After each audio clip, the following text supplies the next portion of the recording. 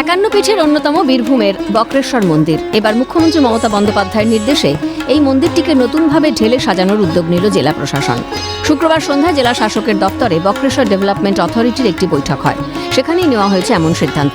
বক্রেশ্বর মন্দির সংস্কার থেকে উষ্ণ প্রস্রবণের যে জলাধার আছে সেই সব জায়গা পরিষ্কার ও সংস্কার করা হবে। সেই সঙ্গে এলাকার সৌন্দর্যায়নেও উদ্যোগ নেওয়া হয়েছে জেলা প্রশাসনের তরফে। আমাদের সাধারণ পর্যটকরা, আমাদের যারা ভক্তবৃন্দ তারা এখানে আসেন, সেটাকে মাথায় রেখেই আমরা কিন্তু এই বক্রেশ্বরের যে উষ্ণ প্রস্রবণ কেন্দ্র এবং আমাদের যে এই যে শৈব তীর্থ এবং শক্তি যে তীর্থ, এগুলিকে আমরা সাধারণ মানুষ পর্যটকদের জন্য আবার নতুন করে আমরা সাজিয়ে তোলার একটা পরিকল্পনা নিয়েছি। এটা বহুদিনকার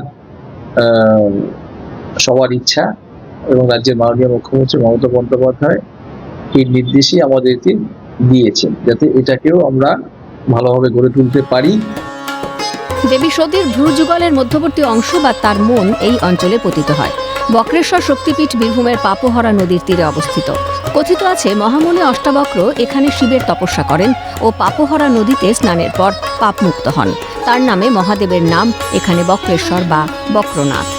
শুধু তাই নয়, এই অঞ্চলের আশপাশে 10টি উষ্ণ প্রস্রবণ রয়েছে: পাপোহরা গঙ্গা, বৈতরণী গঙ্গা, খড়কুণ্ড, ভৈরবকুণ্ড, অগ্নিকুণ্ড, দুধকুণ্ড, সূর্যকুণ্ড, শ্বেতগঙ্গা, ব্রহ্মাকুণ্ড, অমৃতকুণ্ড।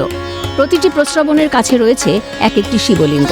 শ্বেতগঙ্গার কাছে এক পুরনো বটগাছের তলায় রয়েছে ভগ্ন হরগৌরী মূর্তি। লোকমুখে জানা যায় এগুলোতে স্নান করলে নাকি রোগ মুক্তি হয়। কথায় বলে বিশ্বাসে মিলায় বস্তু, তর্কে বহুদূর। তাই সারা বছরই এখানে ভক্তের সমাগম। তবে শীতের মরশুমে ভিড় বাড়ে পর্যটকদের।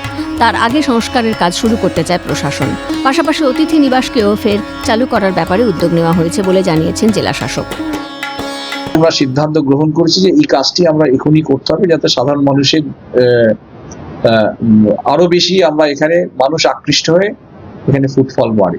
এবং এর সাথে সাথে ওখানে একটি আমাদের অতিথি নিবাস আছে, যেটা বহুদিন ধরে আমরা করেছি, সেটাকেও আমরা পুনরায় চালু করার ব্যাপারে কিন্তু উদ্যোগী হয়েছি।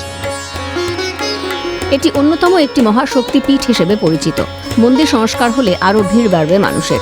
পাশাপাশি কর্মসংস্থানের এক নতুন দিগন্ত উন্মোচিত হবে বলে আশাবাদী সকলেই। ভোলানাথ চক্রবর্তীর রিপোর্ট, ক্যালকাটা নিউজ।